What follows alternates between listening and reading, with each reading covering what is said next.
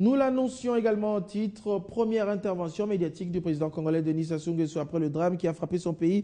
Vous le savez, le 4 mars dernier, il s'est exprimé sur les circonstances de cette explosion dramatique, il faut le rappeler, qui a coûté la vie à plus de 200 personnes.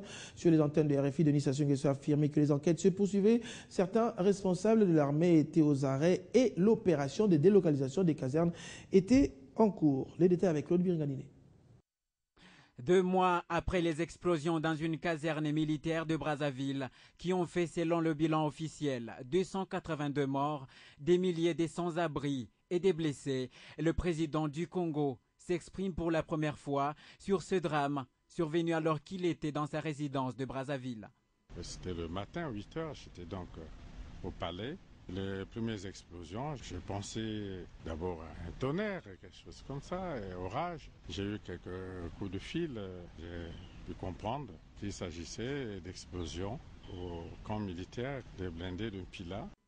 Sur place, l'enquête diligentée par le gouvernement se poursuit, alors que l'opposition continue d'exiger la mise en place d'une commission internationale. Les officiers qui étaient directement responsables de ces services, pour des raisons strictement administratives et techniques, ne peuvent qu'être interpellés pour être interrogés. C'est le minimum.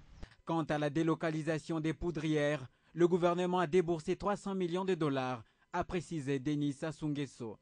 La décision de délocaliser les casernes avait été prise et les études ont été réalisées. Les sites qui devaient recevoir ces casernes existent.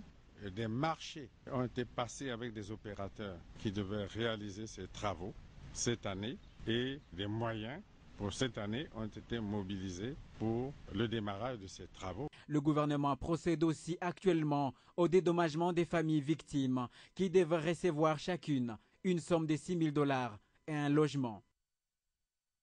Parlons des infrastructures en province. Les chantiers évoluent bien à Matadi. Nous sommes là dans la province du Bas-Congo. Dans le cadre des travaux de bétonnage de la route Bouimaki-Kanda à Matadi, les propriétaires des maisons se trouvant tout au long de celle-ci viennent d'être indemnisés. Des précisions avec notre correspondant sur place. L'axe routier centre-ville Libongo, dernier en date, avoir été complètement réhabilité et inauguré, c'est aujourd'hui autour de la très longue avenue Sangouyeye à bénéficier des chantiers infrastructures initiés par le chef de l'État dans le cadre de la reconstruction de la République, grâce à son bétonnage par l'entreprise chinoise de génie civil CREC. Le tronçon qui fait déjà l'objet d'intenses travaux de réfection a l'ambition de relier les quartiers Soyo à celui de Kinkanda, dans la commune résidentielle et commerciale de Matadi, en passant par les très populaires quartiers Safari. La destruction des maisons et autres édifices situés le long de l'avenue étant exigée pour l'élargissement de la chaussée, une étude avait préalablement été menée dans le but de cerner le montant global devant servir à l'indemnisation des propriétaires de celles qui doivent être frappées par la mesure d'expropriation pour cause d'intérêt général. À ce sujet, c'est hier lundi 7 mai 2012 que quelques-uns des expropriés au nombre de 3 sur les 13 répertoriés ont été indemnisés par la commission d'expropriation composée des représentants des ministres provinciaux des Affaires foncières et des Travaux publics et infrastructures, des experts de différents services de cadastre et de l'urbanisme, mais aussi des représentants de l'entreprise chinoise CREC qui finance et exécute les travaux. Comprenant la nécessité de la décision et surtout les efforts et la volonté de l'État qui visent à doter la ville de Matadi des infrastructures routières viables pour le désenclavement de ces quartiers et la circulation aisée des automobiles, aucune récrimination n'a été enregistrée dans les chefs des personnes expropriées. À la grande satisfaction de sa population, dont la confiance toujours croissante à la vision du chef de l'État que la modernisation de la RDC a déjà à ce jour atteint son point culminant. Jean-Louis Lambila, Matadi, Télé 50. Au Bas-Congo, toujours, le pont de pesage de Kasangulu connaît une panne, mais le gouvernement provincial tient au respect du tonnage. Le ministre provincial des Travaux publics et infrastructures a été chargé par le gouverneur AI de faire respecter donc le tonnage requis. Suivez les détails dans cet élément.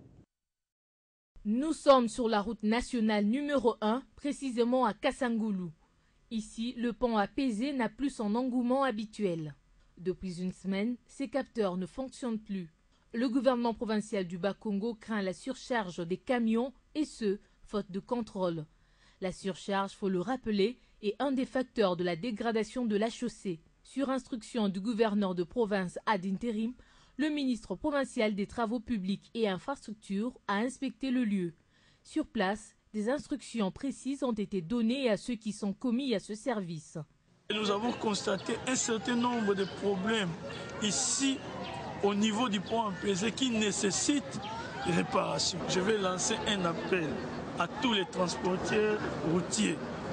La route nationale numéro 1, c'est un bien qui nous appartient tous.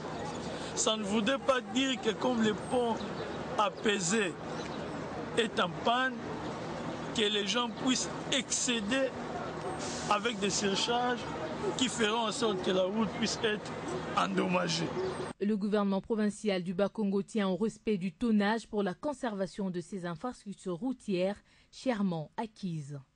D'une province à une autre, rendons-nous à l'Équateur où la délégation parlementaire de l'Assemblée provinciale a quitté Mbandaka et est arrivée ce mercredi à Kinshasa pour une consultation.